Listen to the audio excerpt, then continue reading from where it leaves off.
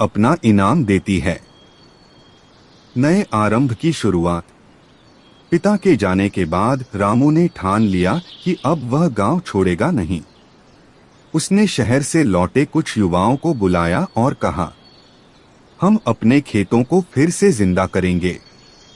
हमें नई सोच और नई तकनीक अपनानी होगी। उन्होंने इंटरनेट से सीखा कि कैसे टपक सिंचाई से पानी बचाया जा सकता है। उन्होंने जैविक खाद बनाई, खेतों में सौर पैनल लगाए और गांव की महिलाओं को भी खेती में जोड़ा। धीरे धीरे गांव की धरती फिर हरी होने लगी। फसलों की लहरें हवा में नाचने लगी। बच्चों की हंसी खेतों में गूंजने लगी। नई पहचान। कुछ साल बाद रामपुर गांव को सर्वश्रेष्ठ कृषि नवाचार ग्राम का राष्ट्रीय पुरस्कार मिला। सरकारी अधिकारी और पत्रकार गांव पहुंचे। पत्रकार ने पूछा, रामू, तुम्हारा गांव तो अब मिसाल बन गया है। ये सब कैसे हुआ? रामू ने मुस्कुराते हुए कहा, ये मिट्टी मेरे पिता की दी हुई है। उन्होंने मुझे सिखाया था कि मिट्टी को छोड़ना हार मानना नहीं, बल्कि अपनी पहचान खो देना है। मैंने बस उनकी बात मानी। पत्रकार ने पूछा, और अब तुम्हें क्या लगता है?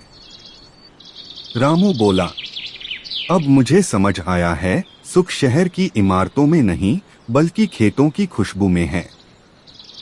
जब खेत में पहली बारिश की बूंद गिरती है तो ऐसा लगता है जैसे बाबूजी ऊपर से मुस्कुरा रहे हैं। अंत पर अधूरा नहीं। उस दिन शाम को रामू अकेला खेत में गया।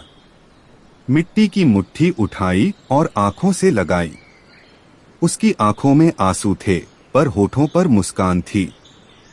हवा में कहीं पिता की आवाज जैसे फिर गूंज उठी, बेटा, मिट्टी को प्यार देना, वो तुझे कभी धोखा नहीं देगी। रामू ने आसमान की ओर देखा और बोला, बाबूजी, आपकी मिट्टी अब जिंदा है। और मैं भी। नैतिक शिक्षा, मोरल। जो अपनी जड़ों को नहीं भूलता, वही असली ऊंचाई छूता है। मिट्टी केवल जमीन नहीं, जीवन की आत्मा है। जो इसे समझ गया, वो कभी खाली नहीं रहता।